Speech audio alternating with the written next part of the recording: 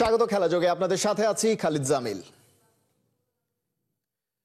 West ইন্ডিজকে ঘায়েল করার অস্ত্র শান দিলেন বাংলার ক্রিকেটাররা। চট্টগ্রামের ফ্লাড লাইটের নিচে বেশ হিংস্রই দেখা গেছে টাইগারদের। ক্যাপ্টেন লিটন দাস ফিট হয়ে ফিরেছেন। পিচ নিয়ে কোচের সঙ্গে হয়েছে লম্বা আলোচনা। কে কিভাবে প্রস্তুত হচ্ছে, প্রথম ম্যাচে কম্বিনেশনটা কেমন হতে পারে, চট্টগ্রাম থেকে জানাচ্ছেন সাইফুল রূপক। বাংলার বুম বুম রিশাদ হোসেন শুধু বল ঘুরিয়ে না, ব্যাট হাতেও ঝড় তুলছেন। ক্যারিবিয়ানরা ভালো টের পেয়েছে তার সামর্থ্য কতটা। শেষ দিকে 200-300 স্ট্রাইক রেটে ব্যাট করতে পারেন, সেই রকম ধুন্ধুমার ব্যাটিং দেখতে চায় চট্টলাবাসীও। টি-20 সিরিজ চট্টগ্রামে, যেখানে লিটন কুমার দাস ইনজুরি কাটিয়ে ফিরেছেন, ফিরেই নেটে অসাধারণ ব্যাটিং করেছেন। তার ক্লাস কতটা, তার সামর্থ্য কতটা, সেটাই দেখিয়েছেন সেন্টার উইকেটের নেট সেশনে। প্রথম প্র্যাকটিসে সব ব্যাটারদের মধ্যেই পজিটিভ ইন্টেন্ট দেখা গেছে। কোচিং ইউনিটও সেটা মাথায় দিয়ে দিচ্ছে যে পজিটিভভাবে খেলতে হবে, পাওয়ার প্লেটা কাজে লাগাতে হবে, .com স্ট্রাইক রোটেট করতে হবে, বাজে বলকে বাউন্ডারির ওপারে পাঠাতে হবে। সাইফ হাসান, তানজিদ তামিম, পারভেজ ইমন, লিটন কুমার দাস, তাওহিদ হৃদয়, শামীম, জাকের যারাই নেটে ব্যাটিং করেছে সবার মধ্যেই সেই পজিটিভ ভাইবটা ছিল এবং সবাই দারুণভাবে প্রস্তুত হচ্ছে ক্যারিবিয়ানদের এই মাঠে হোয়াইট ওয়াশ করতে। এই ফুটেজটা জাকির আলীর বর্তমান অবস্থাটা বুঝিয়ে দেয়। ব্যাটের জাদু দেখিয়ে খুব দ্রুত উঠেছিলেন, আবার নিচেও নামছেন খুব দ্রুতভাবে, কারণ সাম্প্রতিক সময়ে কোথাও রান করতে পারছেন না। ওয়ানডের বেস্ট 11 থেকে জায়গা হারিয়েছেন। টি-20তে সবশেষ সিরিজটাতে লিটনের অনুপস্থিতিতে তিনি ক্যাপ্টেন্সি করেছেন, দল 3-0-তে জিতেছে। তবে জাকির আলী অনেক পারফর্ম করতে পারেননি। এখন ক্যারিবিয়ানদের বিপক্ষে, অর্থাৎ গত সিরিজের ক্যাপ্টেন, এই সিরিজে বেস্ট 11-এ থাকা নিয়েও শঙ্কা আছে। তাহলে বেস্ট 11টা কেমন হবে? সাইফ হাসান এশিয়া কাপ থেকে দুর্দান্তভাবে খেলছেন, তার জায়গাটা পাকা।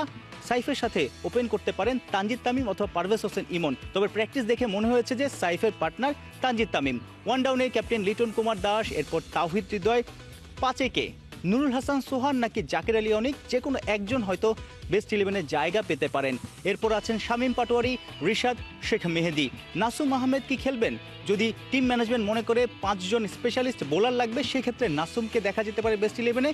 2 জন পেসার, মুস্তাফিজ তো অটো চয়েস, তাসকিন, তানজিম, সাকিবের মধ্যে যে কেউ একজন খেলতে পারে। আর নাসুমকে যদি না খেলায়, একজন ব্যাটার বাড়ায়, সেক্ষেত্রে 5 নাম্বার বোলারের যে কোটাটা সেটা পূরণ করতে পারে সাইফ এবং শামীম পাটোয়ারি। তবে চট্টলার যে পিচ আমরা দেখলাম, কোচ সিমন্স, লিটন কুমার দাস খুব মনোযোগ দিয়ে দেখেছেন, পিচ কিউরেটরের সাথে লম্বা আলোচনা করেছেন। এখানে সাদা পিচ, কালো পিচ না, একটু গ্রিনিশ ভাব আছে। হয়তো ম্যাচের আগের দিন আর একটু ঘাস কাটা হবে। তবে এখানে শুরুতে পেসাররা একটু মুভমেন্ট পেতে পারে। শেখ মেহেদির অফিস স্পিডটাও খুব কাজে লাগতে পারে। তবে ব্যাটারদের জন্যই সুবিধা থাকবে বেশি। সেই জায়গাটাতে কোচিং ইউনিট সেই বার্তাটাই দিচ্ছে, যেন 180-200 চিন্তা করে সবাই ব্যাটিং করে শুরুতে, কিংবা চেস করতে হলে যেখানেই করুক পজিটিভ ইন্টেন্ট নিয়ে যেন ব্যাটাররা ব্যাটিং করতে পারে, সেই প্র্যাকটিসটাই আসলে আমরা দেখলাম। সাইফুল রূপক, 71, চট্টগ্রাম। চট্টগ্রামের মাঠে টি-20তে পচা শামুকে পা কাটতে যেন ওস্তাদ বাংলাদেশ। ব্যাটে বলে সমান তালে দারুণ পারফরমেন্স, কিন্তু ধারে ভারে পিছিয়ে থাকা দলের সাথে হেরে বসার নজিরও উল্লেখ করার মতো। ওয়েস্ট ইন্ডিজ চট্টগ্রামের এই মাঠে টি-20তে এর আগে কখনো খেলেনি, তাই ক্যারিবিয়ানদের বিপক্ষে প্রতাপশালী টিম টাইগার্সকে সাবধান থাকতে হচ্ছে যে কোনো ধরনের অঘটন থেকে। রিপোর্টে বিস্তারিত। মিরপুরের মাঠে ওয়ানডে সিরিজের প্রথম 2 ম্যাচে একেবারেই রান ওঠেনি। শেষ ম্যাচটায় সাইফ হাসান আর সৌম্য সরকার মিলে আগের সব ধারাপাত মিথ্যে করে দিয়েছেন। কিন্তু বাস্তবতা হলো, শেষ ম্যাচেও ব্রডকাস্টারদের দেয়া তথ্য অনুযায়ী স্পিনাররা গড়ে টার্ন পেয়েছেন 4.9 ডিগ্রি করে। অথচ যে কোনো স্পিনার লাইন লেন্থ মেনটেইন করে 1 ডিগ্রি টার্ন করাতে পারলেই বহু জাদরেল ব্যাটারের নাভিশ্বাস উঠে যায়। আগের ম্যাচগুলোর তুলনায় শেষ ওয়ানডেতে একটা বিষয় কেবল উইকেটে যোগ হয়েছে, সেটা কনসিস্টেন্সি। বল পড়ার সাথে সাথে সেটা ক্র্যাক করেনি, সময় নিয়েছে। যে কারণে সাইফ সৌম্য ব্যাট করে যাওয়ার পর তাওহিদ হৃদয় আর নাজমুল শান্ত সেভাবে শাসন করতে পারেননি বোলারদের। আর ক্যারিবিয়ানরা ব্যাট করতে নেমে আনইভেন বাউন্সে কাবু হয়ে ধসে পড়েছে। ওরা গুটিয়ে যায় 30 ওভারে 117 রান তুলতেই। কিন্তু চট্টগ্রামের মাঠে তেমন কিছু হওয়ার সম্ভাবনা নেই। পেসাররা ব্যাটারদের নাগাল পাবেন, উইকেটে ঘাস থাকলে তো কথাই নেই। কিন্তু এখানেও শান্তি নেই ওয়েস্ট ইন্ডিজের, কারণ এর আগে এই মাঠে কখনো 20 ওভারের ফরম্যাটের কোনো আন্তর্জাতিক ম্যাচ খেলেনি কোনো ক্যারিবিয়ান ক্রিকেটার। টেস্ট আর ওয়ানডেতে যা অভিজ্ঞতা হয়েছে সেসবও খুব একটা সুখকর নয়। 2 ওয়ানডের সবকটায় হার আর 3টা টেস্ট খেলে একটা করে জয়, হার আর ড্র। কিন্তু তার চেয়ে দুশ্চিন্তার বিষয় সাগরিকার উইকেটে এভারেজ রান চোখ কপালে তোলার মতো। শেষ 5 বছরের হিসেব বলছে এখানে 176-এর বেশি গড়ে রান তুলেছে টাইগার ব্যাটাররা। এই টাইম স্প্যানে অন্যান্য দলের তুলনায় এটাই সর্বোচ্চ এভারেজ দলীয় রানের হিসেবে। এরপরে আয়ারল্যান্ড, তার নিচে আইরিশদের প্রতিবেশী ইংল্যান্ড, যদিও ওরা ম্যাচই খেলেছে ওই একটাই। চট্টগ্রামের বীরশ্রেষ্ঠ ফ্লাইট লেফটেন্যান্ট মতিউর রহমান স্টেডিয়ামে বাংলাদেশ মোট 13টি টি-20 খেলেছে এর আগে, 9টি জয় আর হার 4 বার। কিন্তু এই মাঠে যাদের এত দাপট, সেই বাংলাদেশের টেনশনের কারণ আছে যথেষ্ট। পচা শামুকে এখানে পা কাটে অহরহ। হেরে যাওয়া ম্যাচে বাংলাদেশের প্রতিপক্ষদের নাম এক করলে অবাক হতেই হয়। এই মাঠে শ্রীলঙ্কার সাথে বাংলাদেশ টি-20 হেরেছে 2 বার, একবার করে আয়ারল্যান্ড আর হংকং এর বিপক্ষে। আবার চট্টগ্রামেই ইংল্যান্ডকে একবার হারিয়েছে বাংলাদেশ। সব মিলিয়ে টি-20 আনপ্রেডিক্টেবল হতে পারে। সাম্প্রতিক সময়ে সফল অধিনায়ক লিটন কুমার দাস ইনজুরি কাটিয়ে ফিরেছেন দলে। হতে পারে শেষ ওয়ানডেতে একচ্ছত্র দাপট দেখিয়েছে টাইগাররা, সাথে আছে সেই মোমেন্টাম। তবে এই সাগরিকায় আপসেটেরও দেখা মেলে। ড্যারেন স্যামি অ্যান্ড কোং এর বিপক্ষে তাই চাই একটু এক্সট্রা সাবধানতা। খালিদ জামিল, একাত্তর। কালো নয় চট্টগ্রামের পিচ, সাদা ঘাসও আছে খানিকটা। এমন উইকেটে পেসাররা পেতে পারে মুভমেন্ট, তবে ব্যাটারদের জন্যই হবে সোনায় সোহাগা। টি-20 ম্যাচে দর্শকরা চায় 4 আর ছক্কা। চট্টগ্রামের পিচের রং আর চরিত্র আভাস দিচ্ছে হাই স্কোরিং ম্যাচের। ছোট ফরম্যাটে কতটা শক্ত ক্যারিবিয়ানরা, জানাচ্ছেন সাইফুল রূপক। একই আনকোরা লেগ স্পিনারের বলে নেটেই কাপাকাপি। ম্যাচে ঘূর্ণিবাজ ঋষাদের সামনে কি চোখে সর্ষে ফুল দেখবে ক্যারিবিয়ান ব্যাটাররা?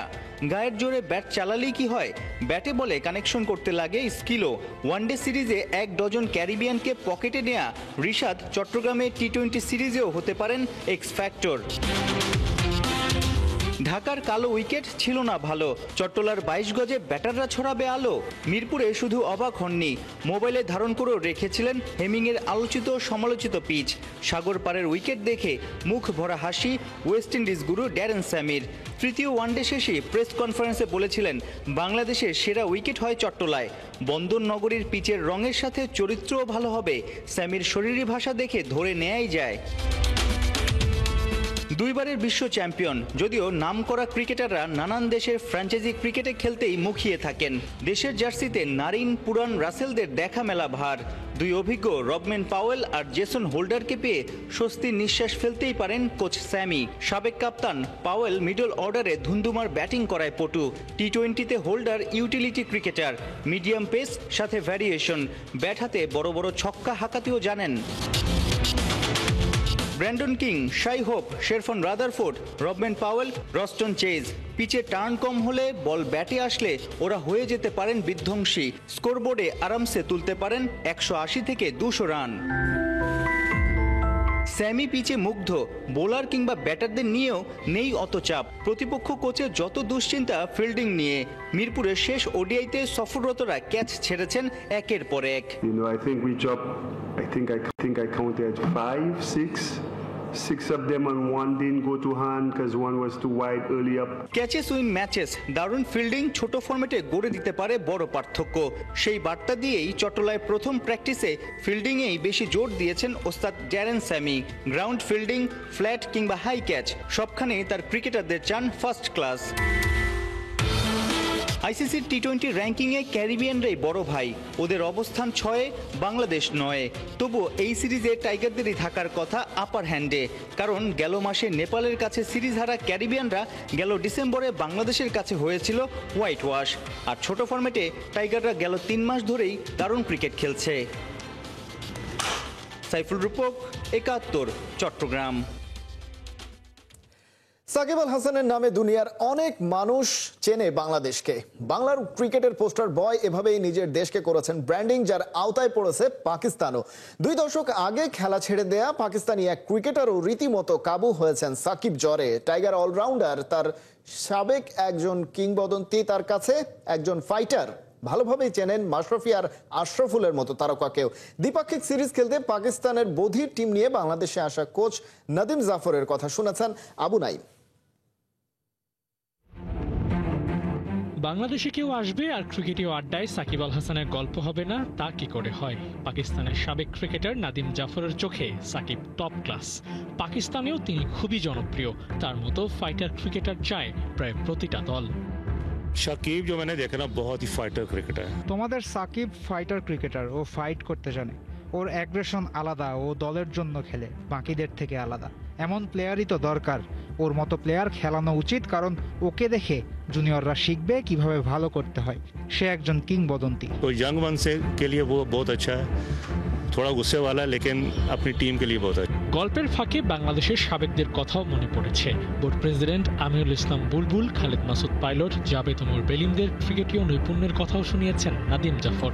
आपके जो अभी प्रेसिडेंट हैं, আগের বাংলাদেশ দলে আমিনুল ইসলাম বুলবুল ছিল, নাইমুর রহমান দুর্জয়, খালেদ মাসুদ পাইলট ছিল। বাংলাদেশের ভালো একটা দল ছিল, अच्छी टीम थी। মোহাম্মদ আশরাফুলের ব্যাটিং ছিল দৃষ্টিনন্দন। মাশরাফি বিন মুর্তুজার বোলিংয়ের পাশাপাশি ব্যাট হাতে পাওয়ার হিট করার সামর্থ্য জানেন নাদিম। বাংলাদেশের ক্রিকেটে সাদা কালো যুগের এমন অনেক কিছু জানা তার। একটা সময় খেলতেন ঢাকা প্রিমিয়ার লিগ। 20 বছর আগের সেই স্মৃতির এখন অনেকটাই মুছে গেছে। বাংলাদেশের আলো হাওয়া একজন নাদিম জাফরের কাছে অজানা নয় মোটেও। ঢাকায় এসেই তাই পরিচিত গন্ধটা পেয়েছেন ঠিকই। तो एक आपका पुराना प्लेयर था अशरफुल। আমার সবচেয়ে ভালো লাগতো মোহাম্মদ আশরাফুলকে। আন্তর্জাতিক ক্রিকেট থেকে দ্রুতই চলে গেল ছেলেটা। মাশরাফি ছিল, বোলিংয়ের সাথে ভালো হিটও করতে পারতো। बहुत अच्छा था, वो हिटर भी बहुत अच्छा था। পাকিস্তানের সাবেক এই ব্যাটারের পেশা কোচিং করানো। তবে 8-10 জন কোচের মতো সহজ নয় তার কাজ। দেশটার বধির ক্রিকেট টিমের হেড কোচ তিনি। যারা কথা বলতে জানেন না, শ্রবণ শক্তিও একেবারে নড়বড়ে, তাদের দায়িত্ব নিয়েছেন নাদিম। সাধারণ মানুষদের পাশাপাশি ক্রিকেট এখন অসাধারণদেরও খেলা। বাংলাদেশ বনাম পাকিস্তানের এই স্পেশাল টি20 ম্যাচে 23 রানে জয় পেয়েছে পাকিস্তান। ঘরের মাঠে এই হার সাধারণই বটে। পর্যাপ্ত ফ্যাসিলিটিস না পাওয়ায় ওদের ক্রিকেট চালিয়ে নেওয়াটাও কঠিন। দেশের বিভিন্ন স্থান থেকে উঠে আসা এই ক্রিকেটারদের লক্ষ্য কেবল ক্রিকেট খেলা। নেইম ফেম এসবের পেছনে তারা ছোটেন না। তারা জানেন লাল সবুজের প্রতিনিধিত্ব করাটাই গর্বের। যে গর্বের কথা ওরা মুখে বলতে না পারলেও ধারণ করেন অন্তরে। আবু নাইম, 71। নারী ওয়ানডে বিশ্বকাপে বাংলাদেশের শেষ ম্যাচের ঘণ্টা বাজছে। স্বাগতিক ভারতের বিপক্ষে লড়বে বাঘিনীরা। রবিবার বিকেল 3:30টায় ভারতের মুম্বাইয়ের মাঠে নামবে দুই দল। শক্তিতে এগিয়ে থাকা ভারতের বিপক্ষে পরিসংখ্যানে পিছিয়ে বাংলাদেশ। টেবিলের 4 নম্বর দল ভারত এখন পর্যন্ত খেলেছে 6 ম্যাচ, যার মধ্যে 3টাতেই জিতেছে। অন্যদিকে 6 ম্যাচ খেলে নিগার সুলতানা জ্যোতির দল জয় পেয়েছে মোটে 1টাতে। পাকিস্তানকে হারানো ওই ম্যাচের পর আর কোনো জয় পায়নি ওরা। স্বাভাবিকভাবেই এই ম্যাচে এগিয়ে ভারত, তবে বাংলাদেশের বিপক্ষে বেশ কিছু এক্সপেরিমেন্ট করতে পারে টিম ইন্ডিয়া। উইনিং কম্বিনেশন ভাঙলে সেই সুযোগটা নিতে চাইবে মারুফারা। তবে ভারতের ইনফর্ম ব্যাটারদের সামলাতে কঠিন পরীক্ষা দিতে হবে বাংলাদেশের বোলারদের। এশিয়ান আর্চারি চ্যাম্পিয়নশিপের ভেন্যু সরিয়ে নিলে ইমেজ সংকটে পড়তে পারে বাংলাদেশ। একই দিনে ঢাকা স্টেডিয়ামে ফুটবল ও আর্চারি খেলা থাকায় তৈরি হয়েছে জটিলতা। সমাধানের উপর মহলকে এগিয়ে আসতে অনুরোধ জানিয়েছে আর্চারি ফেডারেশন। হাসান সজীবের রিপোর্ট। 8 থেকে 14 নভেম্বর ঢাকার এই জাতীয় স্টেডিয়ামে হওয়ার কথা এশিয়ান আর্চারি চ্যাম্পিয়নশিপ। 13 নভেম্বর এই মাঠেই বাংলাদেশ আফগানিস্তান প্রীতি ফুটবল ম্যাচ রাত 8টায়। তাতেই বেঁধেছে বিপত্তি। আর্চারির খেলা শেষ হবে ঠিক 13 নভেম্বর বিকেল 4টায়। বাংলাদেশের খেলা ওই দিনই রাত 8টায়। কিভাবে আসলে দুই ফেডারেশন সমন্বয় করবে? যদিও বলা হচ্ছে সকল সমস্যার সমাধান হবে, ম্যাচগুলো নিয়ে যাওয়া হতে পারে বাংলাদেশ আর্মি স্টেডিয়াম বা অন্যত্র। দিন শেষে কি সমাধান হবে, কি বলছে বাংলাদেশ আর্চারি ফেডারেশন? আপনারা জানেন যে 400 জন যে গেস্ট আমাদের বাংলাদেশে আসছে, তারা সবাই কিন্তু টিকিট কেটে ফেলছে। তা আমাদের হোটেলের বুকিং দিয়েছি আমরা, payment everything complete. I can't change it. Okay, so এখন এর মধ্যে প্ল্যান বি আমরা একটা চিন্তা করে আবার বসে আমরা একটা আমরা we are expecting something from আমাদের এনএসসি অথবা মিনিস্ট্রি থেকে। দেন আমরা এটা নিয়ে প্ল্যান বি নিয়ে মেবি আমরা এখন চিন্তা করব। এশিয়ান আর্চারি চ্যাম্পিয়নশিপের জন্য জাতীয় ক্রীড়া পরিষদ থেকে গত বছরের নভেম্বরে অনুমতি পায় আর্চারি ফেডারেশন। তবে ফুটবলকে প্রায়োরিটি দিয়ে আর্চারি টুর্নামেন্টকে সরিয়ে নেওয়া হতে পারে আর্মি স্টেডিয়ামে। টঙ্গীতে যেটা আছে সেটা খুবই ছোট জায়গা, আপনারা জানেন, সেখানে একটা এরকম টুর্নামেন্ট আয়োজন করার মতো জায়গা না। তো সেই জায়গা থেকে আপনারা জানেন যে আর্মি স্টেডিয়ামও যথেষ্ট বড় স্টেডিয়াম এবং সেখানেও যথেষ্ট ম্যানেজ করে রাখা হয় স্টেডিয়াম। আর বেস্ট হতো আমি যেটা বললাম এখানেই করাটা, কিন্তু এখানে আমরা পারছি না, কারণ ফুটবল আপনারা জানেন যে আমরা এখন প্রায়োরিটি একেবারে আছে যে ফুটবলের প্রতি। চায়নার সঙ্গে বিট করে প্রায় 30 থেকে 32টি দেশের মেগা এই টুর্নামেন্টের আয়োজক হয় বাংলাদেশ। ভেন্যু সরিয়ে নিলে ক্ষুণ্ণ হতে পারে দেশের ভাবমূর্তি। সারা ওয়ার্ল্ডে এটা দেখাবে হচ্ছে যে ওরা একটা মাঠ অ্যাসাইন করেছে 1 বছর ধরে, ঠিক আছে, কিন্তু তারপরে ওটাতে করতে পারলো না। এটা হয়তো ওরা হয়তো আমাদের পারমিশন দিবে অথবা দিবে না, অথবা বললো যে এখন করা দরকার নেই, 6 মাস পরে করে, এগুলো আমরা আসলে জানি না। But will try our best, of course আমরা চেষ্টা করবো, যেহেতু দেশের একটা ইমেজের ব্যাপার। এখন এই মুহূর্তে আমরা ডেটও চেঞ্জ করতে পারছি না, কোনো কিছু করতে পারছি না। এখন একটা জরিমানা পেনাল্টিও হতে পারে, এটা ওয়ার্ল্ডের ক্যারিয়ার। যেমন আমি একটা উদাহরণ হিসেবে বলতে পারি, ইরান একবার এই কাজ করছিল, এখন পর্যন্ত তারা কোনো ভেন্যু পায়নি, হোস্ট হতে পারেনি। ইন্ডিয়া এই ধরনের হয়েছিল, হোস্ট হতে পারে না। আমরা কিন্তু চায়নাকে বিট করে আমরা কিন্তু এই ভেন্যুটা আমরা এনেছি। এমন জটিলতার সমাধান হিসাবে 12 নভেম্বর পর্যন্ত ঢাকা স্টেডিয়াম ব্যবহার করতে চায় আর্চারি ফেডারেশন। বাকি 2 দিনের খেলা আর্মি স্টেডিয়ামে করার পরিকল্পনা তাদের। কথা বলতে আমার কষ্ট হচ্ছে, আমি শুধু একটাই হাত জোর করে বলতে চাই, আমাদেরকে জাতীয় স্টেডিয়ামটা 12 তারিখ সন্ধ্যা পর্যন্ত, আমাদের 6টা পর্যন্ত 1 মিনিট আমরা লেট করবো না। আমরা 5টা পর্যন্ত আমার খেলা চলবে, আমরা 6টার মধ্যে সব কিছু খালি করে আমরা একদম তার কাটা যদি থাকে তার কাটা। হাসান সজীব, আমরা এখানে মাঠে রাখবো না, ক্লিন করে দিয়ে যাবো। প্রীতি ফুটবল ম্যাচে কূটনীতিকদের কাছে 3-0 গোলে হারল বাংলাদেশ সরকারের উপদেষ্টা পরিষদ। বিকালে জাতীয় স্টেডিয়ামে গড়ায় 3 ম্যাচ সিরিজের দ্বিতীয় ম্যাচটি। কূটনীতিকদের সাথে সরকারের সম্পর্ক উন্নয়নে যুব ক্রীড়া মন্ত্রণালয়ের এমন আয়োজন বেশ তাৎপর্যপূর্ণ বলছেন উপদেষ্টা বৃন্দ। এর আগে গত জুনে প্রথম ম্যাচে 1-0 গোলে জিতেছিল উপদেষ্টা পরিষদ। দ্বিতীয় ম্যাচে কূটনীতিকরা 3-0 গোলে জিতে সিরিজে সমতা এনেছেন। সিরিজ নির্ধারণী ম্যাচটি হবে ডিসেম্বরে।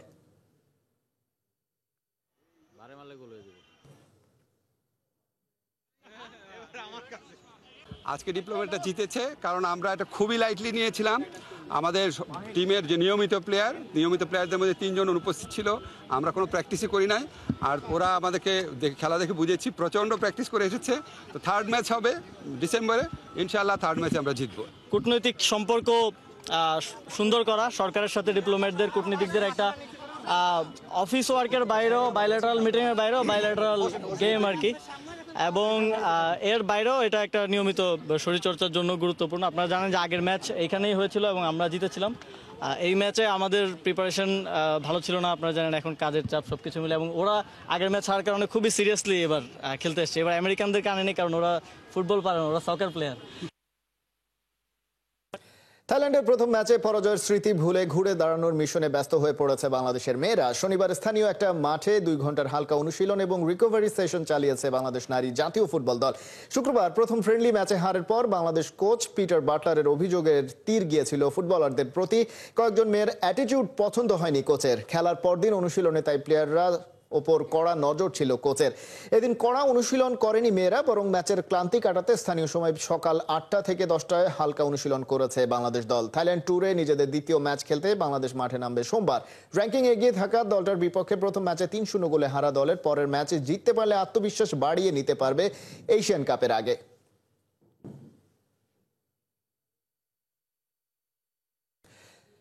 এফসি চ্যালেঞ্জ লিগের শুরুটা ভালো হলো না বসুন্ধরা কিংসের। বি গ্রুপে নিজেদের প্রথম ম্যাচে ওমানের ক্লাব আল সিবের কাছে 3-2 গোলে হেরেছে কিংস। শেষের দিকে গোল খেয়ে হারার অসুখে পেয়েছে এই ক্লাবটারও। কুয়েতে প্রবাসী বাঙালিদের একচ্ছত্র সমর্থনের সাথে নিয়ে খেলতে নেমেছিল বসুন্ধরা কিংস, কিন্তু ম্যাচের 7 মিনিটেই গোল হজম করে ওরা। প্রথমার্ধেই গোল শোধ করে বসুন্ধরা। 1-1 সমতায় টানেল থেকে ফিরে দ্বিতীয়ার্ধে শুরুতে ম্যাচ লিড পায় বাংলাদেশের ক্লাব। 53 মিনিটে গোল করেন জাতীয় দলের উইঙ্গার রাকিব হোসেন। লিড বেশিক্ষণ ধরে রাখতে পারেনি কিংস। 60 মিনিটে গোল করে ম্যাচ 2-2 সমতায় আনে আলসিব। 77তম মিনিটে আলসিব পায় ম্যাচের নিজেদের 3 নম্বর গোল। এবার আর ম্যাচে ফেরা হয়নি বসুন্ধরা কিংসের। শেষ পর্যন্ত হারতে হয় 3-2 গোলেই। মঙ্গলবার আল আনসারের বিপক্ষে নিজেদের দ্বিতীয় ম্যাচ খেলতে নামবে বসুন্ধরা কিংস।